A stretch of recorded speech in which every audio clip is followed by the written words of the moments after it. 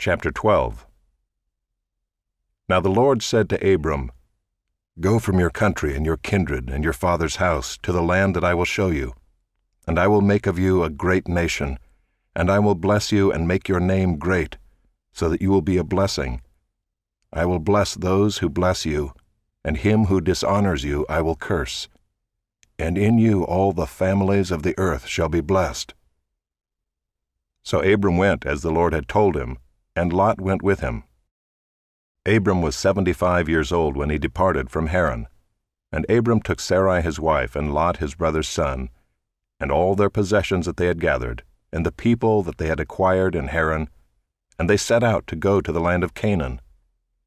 When they came to the land of Canaan, Abram passed through the land to the place at Shechem, to the oak of Moreh. At that time the Canaanites were in the land.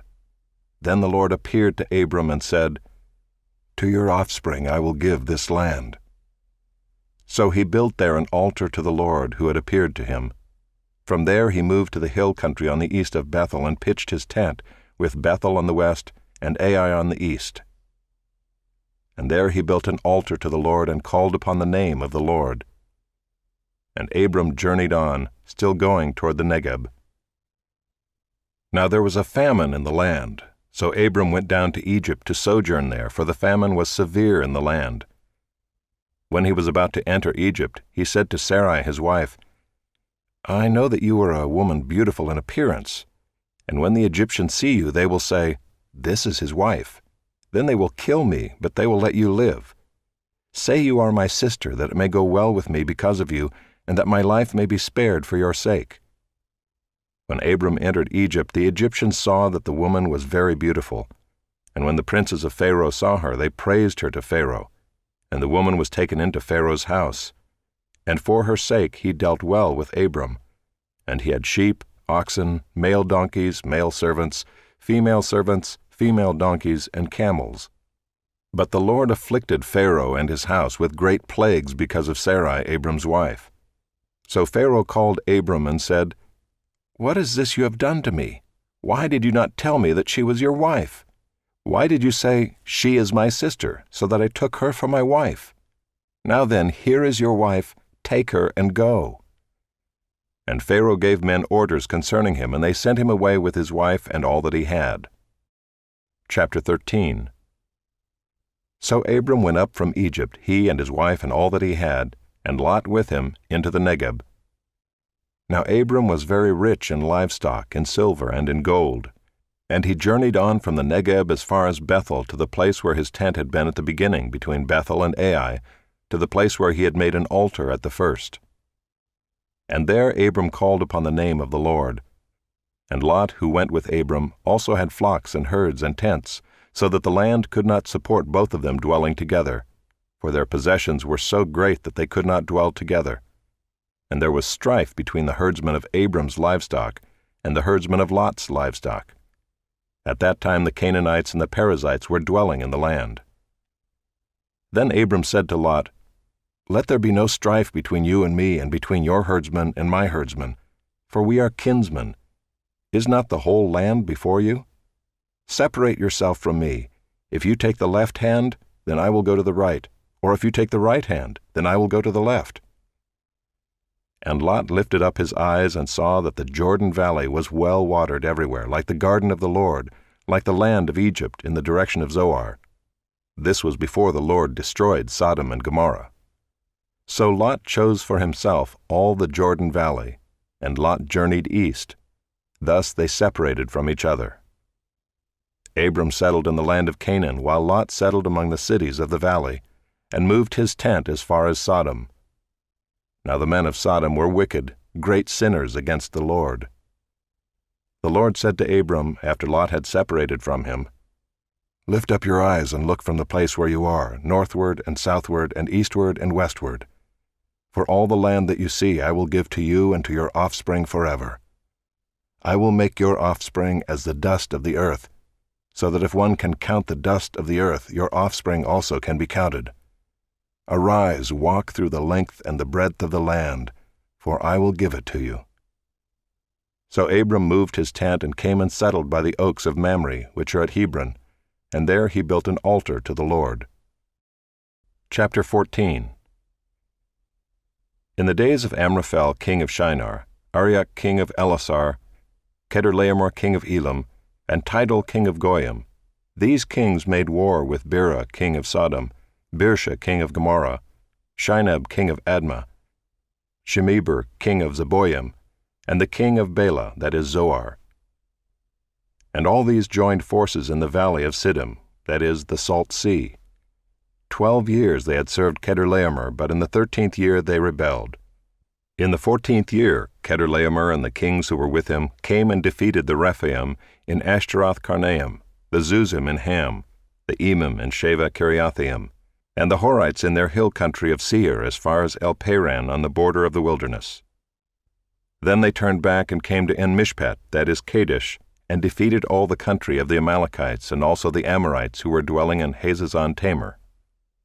Then the king of Sodom, the king of Gomorrah, the king of Admah, the king of Zeboim, and the king of Bela, that is Zoar, went out, and they joined battle in the valley of Siddim with Chedorlaomer king of Elam, Tidal king of Goyim, Amraphel king of Shinar, and Arioch king of Elasar, 4 kings against 5. Now the valley of Siddim was full of bitumen pits, and as the kings of Sodom and Gomorrah fled, some fell into them, and the rest fled to the hill country.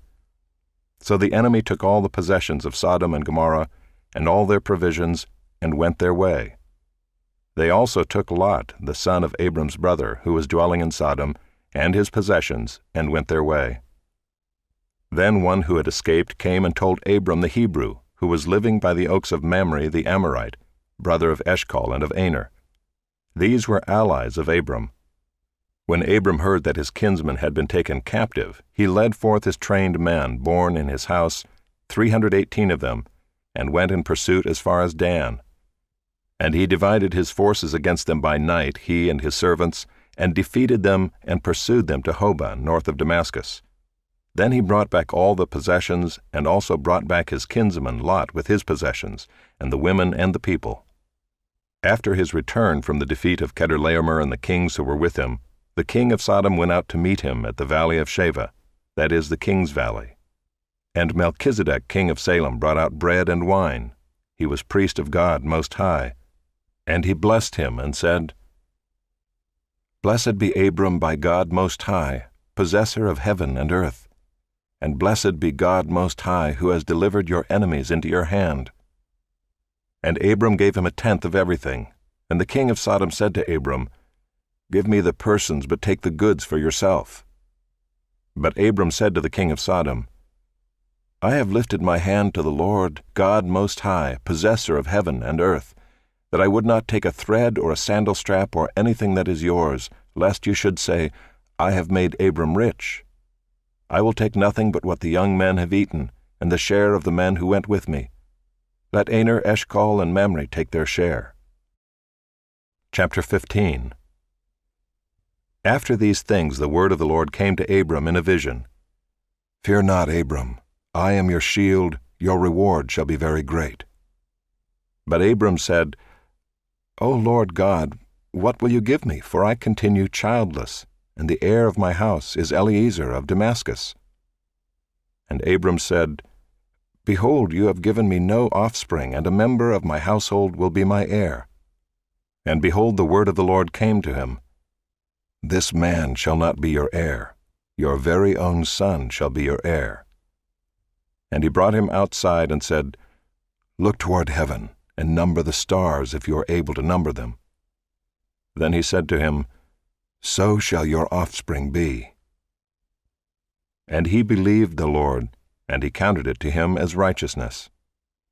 And he said to him, I am the Lord who brought you out from Ur of the Chaldeans to give you this land to possess. But he said, O Lord God, how am I to know that I shall possess it? He said to him, Bring me a heifer 3 years old, a female goat 3 years old, a ram 3 years old, a turtle dove, and a young pigeon. And he brought him all these, cut them in half, and laid each half over against the other. But he did not cut the birds in half. And when birds of prey came down on the carcasses, Abram drove them away. As the sun was going down, a deep sleep fell on Abram. And behold, dreadful and great darkness fell upon him. Then the Lord said to Abram, Know for certain that your offspring will be sojourners in a land that is not theirs, and will be servants there, and they will be afflicted for 400 years. But I will bring judgment on the nation that they serve, and afterward they shall come out with great possessions. As for yourself, you shall go to your fathers in peace. You shall be buried in a good old age. And they shall come back here in the 4th generation, for the iniquity of the Amorites is not yet complete. When the sun had gone down and it was dark, behold, a smoking fire pot and a flaming torch passed between these pieces.